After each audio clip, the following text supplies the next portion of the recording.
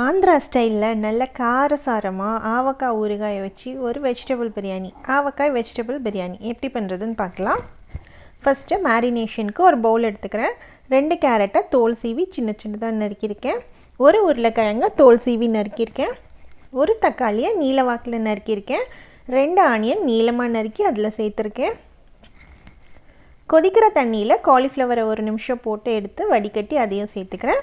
புதினா இலை, இஞ்சி பூண்டு பேஸ்ட்டு சேர்த்துக்கிறேன். பச்சை பட்டாணி வாஷ் பண்ணி சேர்த்துக்கிறேன். காரத்துக்கு தகுந்த மாதிரி ஆவக்காய் ஊறுகாய் நான் இங்கே ஒரு 4-5 பீஸும் கொஞ்சம் விழுதும் சேர்த்துருக்கேன். அடுத்ததாக உப்பு, ஊறுகாயில் ஏற்கனவே உப்பு இருக்கும், பார்த்து சேர்த்துக்கோங்க.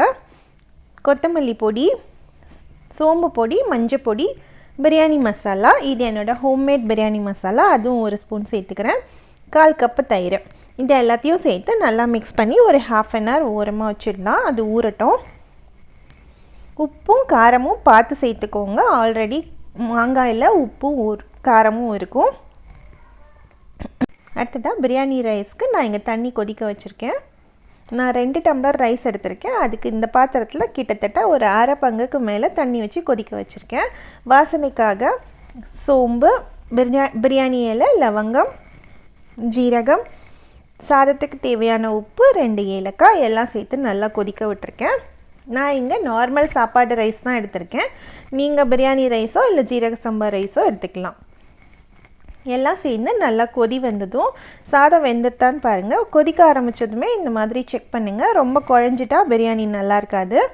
இந்த மாதிரி 2ஆக உடையணும். உடஞ்சா இந்த பக்குவத்தில் நீங்கள் அடுப்பை ஆஃப் பண்ணிடலாம்.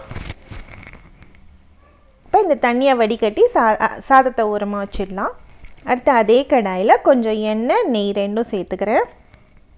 இப்போ நம்ம ஊற வச்ச காயை இதில் வதக்கிடலாம்.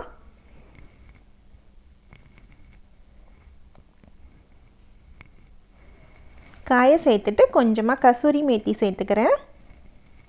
சேர்த்து மூடி போட்டு ஒரு 80% குக்கார வரையும் அந்த வேக விடலாம். நடுப்புற கலந்து விட்டுட்டே இருங்க, திறந்து பார்த்துட்டு, இல்லைன்னா அடி பிடிக்க சான்சஸ் இருக்குது. இப்போ இது வெந்துட்டு இதை மாற்றிடுறேன். இப்போ பிரியாணி லேயர் பண்ண போகிறேன். ஃபஸ்ட்டு லேயருக்கு வெஜிடபிள் சேர்த்துருக்கேன். அதோட கொஞ்சமாக நெய்யும் எண்ணெயும் சேர்த்துருக்கேன், அடி பிடிக்காமல் இருக்கிறதுக்கு. அடுத்ததாக ரைஸ், வேக வச்ச ரைஸ் சேர்த்துக்கிறேன்.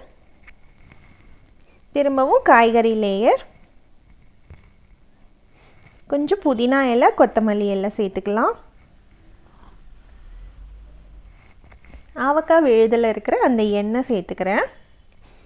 மறுபடியும் ரைஸ், காய்கறி, இந்த மாதிரி மாற்றி மாற்றி லேயர் பண்ணிக்கோங்க. புதினா, கொத்தமல்லி, கொஞ்சமாக தண்ணி, அடி பிடிக்காமல் இருக்கிறதுக்கு கொஞ்சமாக தண்ணி சேர்த்துக்கிறேன். ஆவக்காயோட விழுது அந்த எண்ணெய், நெய் எல்லாம் சேர்த்து லோ ஃப்ளேமில் 10 நிமிஷம் அப்படியே இருக்கட்டும். இது நடுப்புற கலரி எல்லாம் கொடுக்க வேண்டாம். 10 நிமிஷம் கழித்து அடுப்பை ஆஃப் பண்ணிட்டேன்.